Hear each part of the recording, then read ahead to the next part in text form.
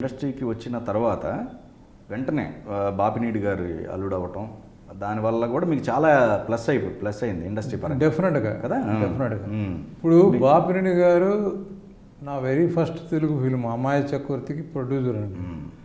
అంటే ఇక్కడ ఒక విషయం చెప్పాలి, ఆ సినిమా మేము ఇద్దరం కలిసి తీసాం.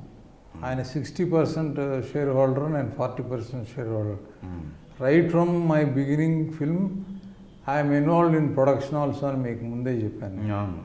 సో మేమిద్దరం కలిసి ఆ సినిమా చేయడం జరిగింది. అది రిస్క్ ప్రాజెక్ట్ అని ఇద్దరికి తెలుసు, కానీ ఒక మంచి సినిమా చేస్తున్నాం అనే ఉద్దేశంతో మేము ఆ సినిమా చేయడం జరిగింది.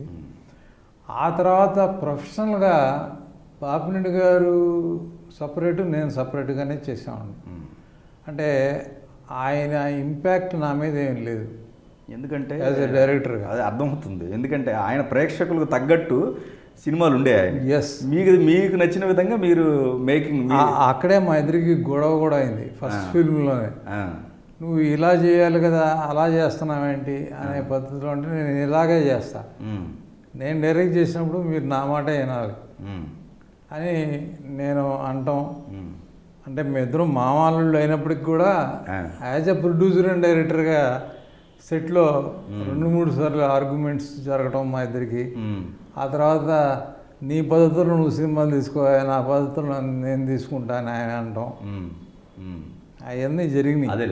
అంటే యాక్చువల్లీ ఆయన నాకు చాలా మంచి ఆఫర్ ఇచ్చారు. ఓకే, ఈ సినిమాని నేను చెప్పినట్టు చెయ్యి, అది ఫెయిల్ అయినా సరే సక్సెస్ అయినా పక్కన పెట్టు, మగ మహారాజుకు నువ్వే డైరెక్టర్ అన్నారు. నాకు మగ మహారాజ్ చేయడం ముఖ్యం కాదండి, ఈ సినిమా నేను అనుకున్నట్టుగా తీయటం నాకు ముఖ్యం. నేను దానికోసం సినిమా ఇండస్ట్రీకి వచ్చా. నా మీద నాకు నమ్మకం ఉంది, నేను మంచి సినిమా తీస్తాను అనేది నా ఉద్దేశం. అంటే అప్పుడు మా యంగ్ బ్లడ్ అట్లా ఉండేది. ఆ విధంగా ఒక రకంగా నేను మరి చిరంజీవిని డైరెక్ట్ చేసే అవకాశం కూడా కోల్పోయినట్టే లెక్క. అంటే మా ఇద్దరి మధ్యలో ఆర్గ్యుమెంట్ ప్రకారంగా చెప్పాలనుకుంటే. ఆ తర్వాత తప్పనిసరి పరిస్థితి ఆయన డైరెక్ట్ చేశారు మగ మహారాజు. ఆయన ఒకటే చెప్పాడు, మా ఇంట్లో మాలుడే డైరెక్టర్ ఉండి నేను ఇంకా వేరే డైరెక్టర్ని మా కాంపౌండ్లోకి ఎంటర్ కానివ్వడం బాగుండదయ్యా, నేనే డైరెక్ట్ చేస్తున్నాను. ఆల్ ది బెస్ట్ అండి. మీరు దాదాపు 7-8 మందిని డైరెక్టర్లు చేశారు, నన్ను కూడా, కానీ మిమ్మల్ని డైరెక్టర్ నేను చేసినట్లు లెక్క ఇప్పుడు అని అన్నాను సరదాగా. But we use to share a very good relationship. Okay, అంటే ఒక ఫాదర్ ఇన్లా సన్ ఇన్లా లాగా మేము మాత్రం మంచి రిలేషన్షిప్ ఉండేది. అపార్ట్ ఫ్రమ్ ప్రొఫెషనల్ సైడ్ మా ఇద్దరికి మధ్యలో మంచి అండర్స్టాండింగ్ ఉండేది. ఆయన నా టాలెంట్ని విపరీతంగా గౌరవించేవాళ్ళు. ఎక్కువగా మీరు ఆయనకి స్క్రీన్ ప్లే సైడ్ అండి హెల్ప్ చేసేది? నేను ఆయనకి సెకండ్ యూనిట్ డైరెక్టర్గా ఎక్కువ చేశానండి. సైడ్ కూడా ఉండేవారని తెలిసిందే. స్క్రిప్ట్ సైడ్ కూడా ఉండేవాడు. అంటే లాస్ట్ అంతా అయిపోయి ఆల్మోస్ట్ ఇది నా ఫైనల్ స్క్రిప్ట్ అనుకున్నప్పుడు నన్ను పిలిచేవాళ్ళు. బౌండెడ్ స్క్రిప్ట్ రెడీ అయిన తర్వాత అప్పుడు పిలిచేవాళ్ళు. ఓకే, అప్పుడు ఏదైనా జెన్యున్ పాయింట్ నేను ఫీల్ అయితే ఇది బాగాలేదండి, ఇది ఆడుగా ఉందండి అంటే అది ఇన్కార్పొరేట్ చేసుకునేవాళ్ళు. బట్ నేను ఆయన కలిసి చేసే సినిమాల్లో ఎక్కువ సినిమాల్లో నేను యాక్ట్ చేశాను. ఆ యాక్టింగ్తో పాటు సెకండ్ యూనిట్ డైరెక్టర్గా కూడా నేను చేసామండి. ఓకే, లైన్ ప్రొడ్యూసర్గా కూడా ఉన్నారు కదా మీరు? లైన్ ప్రొడ్యూసర్ కూడా ఉన్నట్టు. అదే సూర్య ఐపీఎస్ వీటికి అదే చేశాను.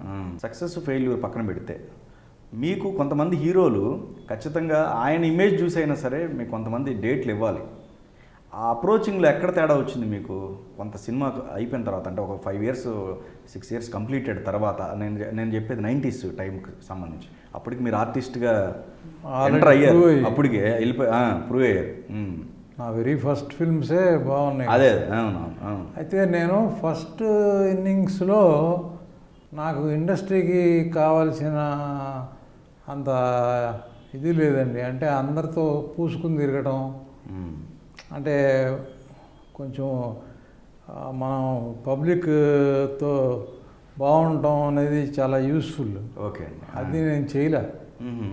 ఆర్టిస్టులతో నేను పనిచేసిన వాళ్ళతో పనిచేశాను తప్పితే, ఇంకా ఈ హీరోతో నెక్స్ట్ మనం ఏదైనా ప్లాన్ చేస్తే పనికొస్తాడు అనుకుని ముందు నుంచే మనం దానికి కావాల్సిన ఇది పెట్టుకుంటే బాగుంటుంది. ఓకే. నేను అటువంటి అటెంప్ట్స్ కరెక్ట్గా చేయలే. ఓకే. అంటే I can say that fault lies with me.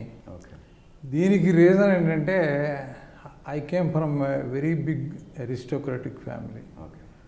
My father in law my grandfather was the one of the top 5 richest persons in Andhra Pradesh. When he died in 1967, మీకు చెప్తే ఆశ్చర్యపోతారు, still I have 400 crores worth of properties in Chennai, okay. Which my grand father earned, not me. Okay అండి. మా grand father 3 states business చేసేవాళ్ళు, ఒరిస్సా నుంచి తమిళనాడు వరకు. ఈ 3 states 42 rice mills ఉండేవి, 17 గ్రౌండ్నట్ ఆయిల్ మిల్స్ ఉండేవి, ల్యాండ్స్ చాలా చోట్ల ఉన్నాయి. అదేలేండి. నున్న ప్రాంతం ఉంది విజయవాడ పక్కన, అవునండి. నున్న అంటారు. అవునవును. అక్కడ ఈ రోజుకి ఇంకా 650 ఎకరాలు ఉంది నాకు. ఓకే. అలాగే మా ఊరు అంటే మేము అంటే ఆ ఊరు అడాప్ట్ అయ్యామనుకోండి, పోతునూరు అని ఏలూరు పక్కన, ఆ ఊరిలో 1600 ఎకరాలు కొన్నాడు మా గ్రాండ్ ఫాదర్. ఓకే. అంటే so that kind of aristocratic family. మీరు విజయవాడలో గాంధీ హిల్ అని మీరు వినుంటారు. ఆ గాంధీ హిల్ మాదే. ఓకే. పైన ఉండేది మా ఇల్లు. Okay. That was donated by my grand father to the government of India okay. For constructing that Gandhi foundation society. Gandhi స్తూపం పెడతామంటే అది డొనేట్ చేస్తారు జస్ట్ దట్. ఆ రోజుల్లో ఈ purchased it for 2.5 lakhs from the British people. Okay. స్వాతంత్రం వచ్చి ఇంకా British వాడు వెళ్ళిపోతూ ఆ హిల్ అమ్మేస్తే ఆ కొండ కొన్నారు మా గ్రాండ్ ఫాదర్. అదేలేండి. పొలాలు కొనుక్కుంటారు కానీ ఎవరన్నా కొండలు కొంటామంటే అనుకుంటూ నవ్వేవాళ్ళు. ఆ కొండ మీద ఉండేది ఇల్లు. అటువంటి అంటే అరిస్టోక్రటిక్ ఫ్యామిలీ నుంచి నేను వచ్చానండి. మా గ్రాండ్ ఫాదర్కి మా ఫాదర్ ఒక్కడే లివింగ్ సన్, మా ఫాదర్కి నేను ఒక్కడే. సో ఎలా ఉంటుందో మీరు ఊహించుకోండి. నేను చదువుకున్న స్కూలు, ఆ రోజుల్లో కాలేజెస్లో కూడా అంత ఫీజులు ఉండవు. ఆ లైవ్లో పబ్లిక్ స్కూల్ అనేది ఇవన్నీ ఏంటంటే మనం ఎవరి మీద డిపెండెంట్ అవ్వటం అనేది లేదు మాకు. అవసరం కూడా లేదు. అవును. సో ఆ విషయాలు మనం వెళ్తూ కొన్ని జీవితంలో నేర్చుకుంటాం కదా, అట్లా నేను నేర్చుకున్నాయే కానీ బై బర్త్గా నాకు రావడానికి అవకాశం లేకుండా పోయింది. ఓకే. ఓకే. సో ఒక రకంగా I couldn't pave way for my upliftment of my career. అంటే నా భవిష్యత్తుకి ఓ పునాది లాగా వేసుకోవడం అనేది నాకు రాదు. నా దగ్గర ఉండేదో డబ్బులు, ఈ డబ్బులు నా దగ్గర ఉన్నాయి, ఈ డబ్బులతో సినిమా తీసేయాలి నేను అనుకున్నది తీసేయాలి.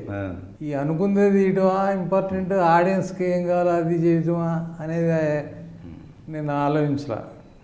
నాకు ఒకసారి ప్రభాకర్ రెడ్డి గారు సీనియర్ మోస్ట్ ఆర్టిస్ట్ కదా, ఆయన నా సినిమాలో తోడు నీడ సినిమాలో యాక్ట్ చేస్తూ చెప్పారు, ఒక్కొక్కసారి మనం మేధా సంపత్తికి పైన పెగ్గు కొట్టేసుకోవాలి.